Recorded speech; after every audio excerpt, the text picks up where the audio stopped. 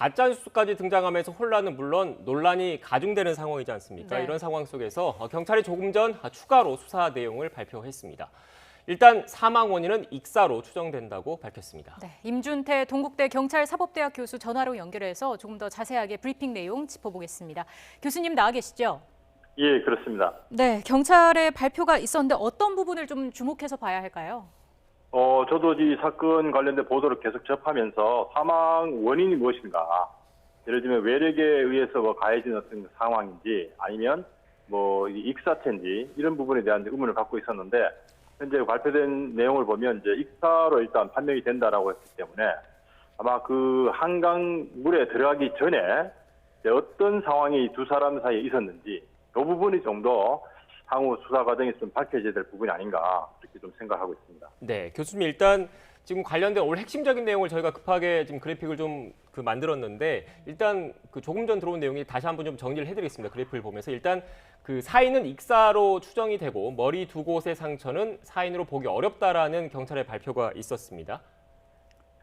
그렇다고 본다면 그 시체 외부에서 나타난 상처는 직접적인 어떤 사인이 아니라고 우리가 추정을 한다고 했을 때 결국 그 손군이 익사체로 발견된 그 당시 예를 들면 물에 왜 들어갔을까? 그러니까 예를 들면 술이 두 사람 다 취한 상태에서 그 손군이 시비를 걸다가 아니면 실족사를 해서 자기 스스로 강물에 익사가 됐는지 또는 A군이 어떤 시비나 또는 다른 어떤 그 동기에 의해서 그 손군을 강 쪽으로 밀어서 넘어져서 가게 됐는지 이런 부분들이 이제 향후에 어떤 지금 밝혀지지 않은 부분이기 때문에 그 부분이 아마 중점적으로 밝혀져야 될 것 같습니다. 네, 교수님 말씀 다시 한번 좀 정리를 하면 일단 오늘 경찰이 밝힌 정밀 부검 결과는 직접적인 사인이 익사로 추정이 된다라는 건데 이렇게 익사로 가기까지의 그런 과정, 행적 가운데 한 40여 분 정도가 지금 아직 밝혀지지 않았지 않습니까? 이 부분에 대해서 좀 집중을 해야 된다 이런 말씀이십니까? 예, 그렇습니다. 예를 들면 두 가지 우리가 경우를 다 성정해서 본다면 술이 두 사람 다 취한 상태에서 손군이 자발적으로 어떤 다른 동기에 의해서 미끄러지거나 해서 강물에 넘어지거나 해서 익사가 됐는지 아니면 손군과 같이 있었던 그 A라는 친구가 어떤 시비가 돼서 두 사람 다 그 술이 취한 상태에서 어떤 밀고 당기거나 하는 과정에서 혹시나 어떤 물에 들어가게 됐는지 이런 이제 두 사람 간의 어떤 신체적 접촉이 이 40분간의 어떤 상황에서 이루어졌는지 그 부분이 많이 밝혀진다면 이 사건은 결론이 좀 날 수 있을 것 같습니다. 네, 그런 부분에 또 수사를 집중하게 될 것 같고요. 경찰이 지금까지 조사한 목격자 외에 또 추가로 목격자를 확보하기 위해서 탐문을 강화하고 있습니다. 성과가 좀 있겠습니까? 예, 일단 이 사건 자체는 많은 시민들이 이제 관심을 갖고 있기 때문에 그 실종 당일날 그 주변에 있었던 많은 시민들이 사진 촬영한 경우도 있고 또 지금 CCTV 일부 자료들 나오기 때문에 향후에 많은 시민들이 관심을 갖고 있는 상황이라서 추가적인 제보가 나올 수도 있고요.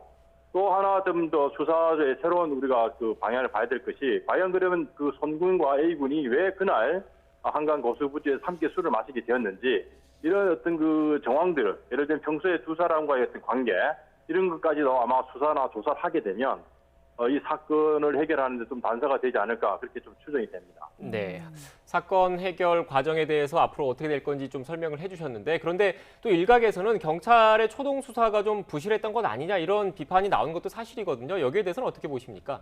예, 일단 그 부분은 시민들의 눈높이 봤을 때는 다소 좀 더디다는 평가를 좀 받을 수 있는데 일단 처음에 이 시신이 발견되는 과정은 이제 수중에서 물 위에서 발견됐기 때문에 한강물 같은 경우는 또 시신에 대한 관할권은 이제 용산경찰서가 되고요.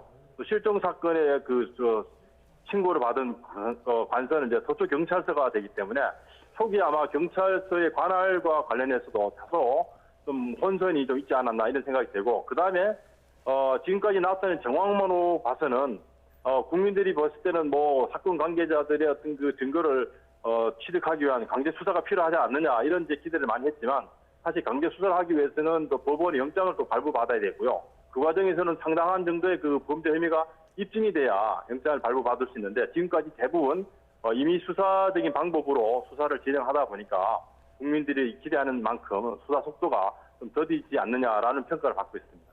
네. 교수님, 또 경찰이 최근 당시에 현장에 함께 있었던 친구 A 씨에 대해서도 신변 보호에 나서기로 한 거죠? 예, 사실은 지금 네티즌들의 많은 국민들이 그 친구인 A 씨의 어떤 그 범죄 혐의에 대한 어떤 그런 부분에 대한 의심을 많이 하면서 개인의 어떤 신상 또 가족들에 관한 신상에 무자비하게 접근하다 보니까 사실은 범죄자로 우리가 추정하기도 전에 많은 개인의 어떤 그 프라이버시가 침해받고 신상이 위협까지 받는 상황이다 보니까 경찰 입장에서는 적어도 조사의 대상이긴 하지만 여전히 우리가 무죄 추정이라든지 또 범죄 혐의가 입증이 되지 않은 상태라면 일반 시민을 보호해야 되는 입장, 뭐 그런 관점에서 신변 보호를 하는 것으로 알고 있습니다. 네, 알겠습니다.